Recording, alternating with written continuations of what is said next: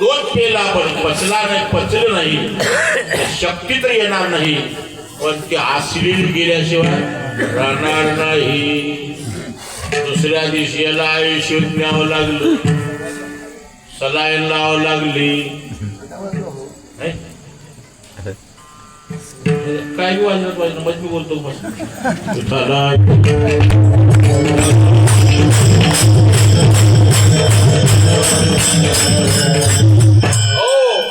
अंगामध्ये भजन मुरावं लागतं. भजन मुरल्यानंतर आपल्या अंगामध्ये जे काही दोष आहे, प्रत्येक मनुष्य मात्राच्या अंतःकरणामध्ये नैसर्गिक स्वाभाविक दोष असतात. या सर्व दोषावर मात करणार म्हणजे भजन आहे. महाराज सांगतात आम्ही अखंड भजन केल्यामुळे आमच्या अखंड भजनाचा परिणाम आमच्यावर काय झाला तो महाराजांनी या अभंगामध्ये व्यक्त केला. कसा केला? भजनाचा परिणाम आमच्यावर कसा झाला हे समजावून देण्यासाठी महाराजांनी प्रथम दृष्टांत घेतला. वक्ता कधी अगोदर दृष्टांत सांगतो आणि मग सिद्धांत सांगतो.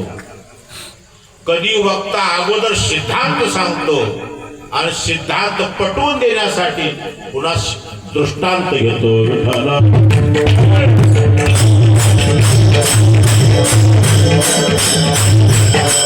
भजनाचा परिणाम माझ्यावर कसा झाला आमच्यावर हे समजावून देण्यासाठी जगद्गुरु तुकाराम महाराजांनी दृष्टांत घेतला. पिकली आशे कडू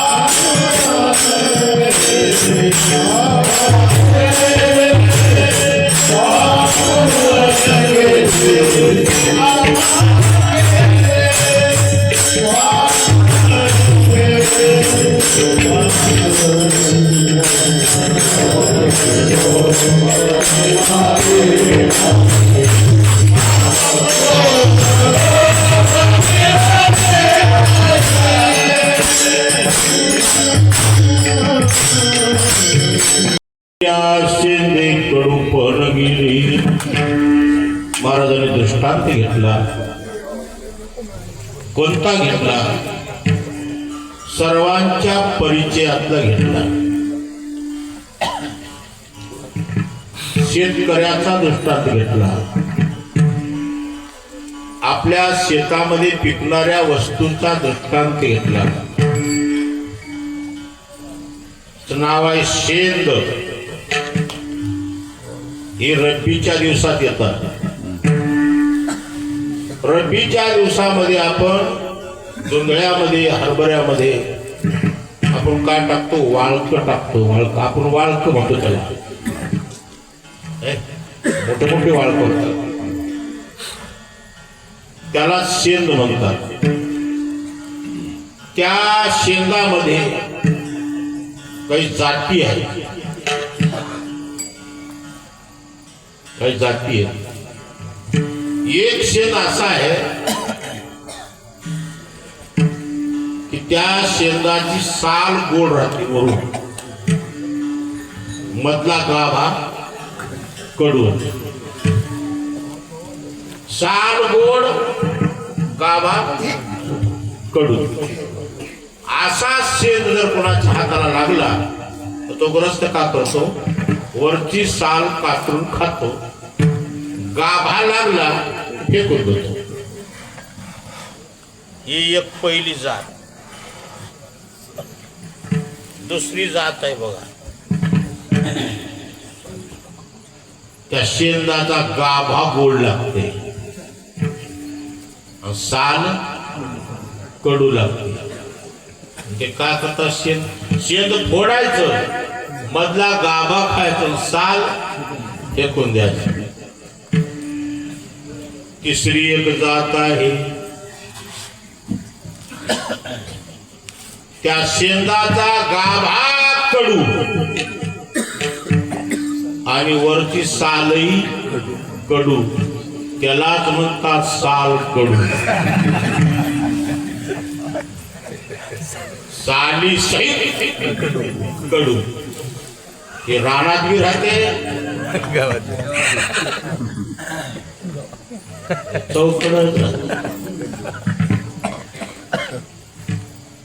साली सगट कडू. शेंद जरी असला देठाचा तोडून खाला तर कडू लागतो. देठाचा तोडून खाला तर कडू लागतो आणि देठाला पिकलेला खाला तर गोड लागतो.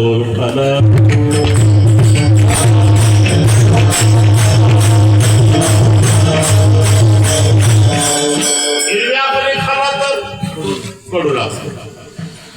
त्याच वेळेला जर तो कडू शेंद पिकला काय होतो?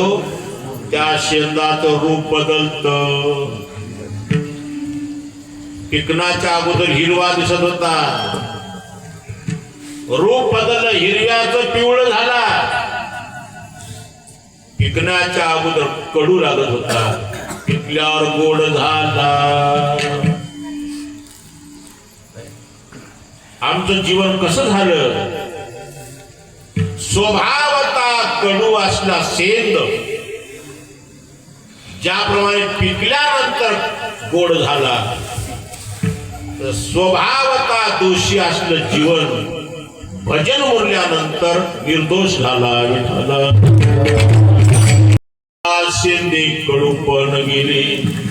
शेंद पिकल्यानंतर शेंदाचा कडूपणा गेला. तैसे आम्हा केले पांडुरंगी. त्याप्रमाणे आम्ही भगवंताचं भजन केल्यामुळे पिकलेल्या शेंदाप्रमाणे भगवंताने आमच्यावर कृपा केली. भजन आमच्यामध्ये मुरलं. भजन मुरल्यामुळे मुरलेल्या भजनाचा परिणाम काय झाला? काम क्रोध लोभ.